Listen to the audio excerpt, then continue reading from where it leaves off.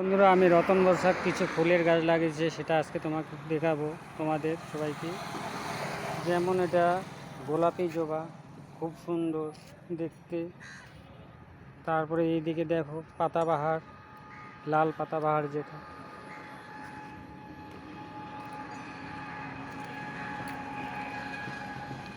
তারপরে এখানে দেখো সাদা জবা, যেটা খুব সুন্দর হয়ে ফোটে।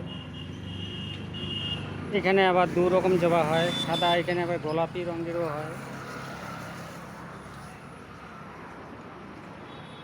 এটাকে বলে চাপা ফুল, দেখতে খুব সুন্দর।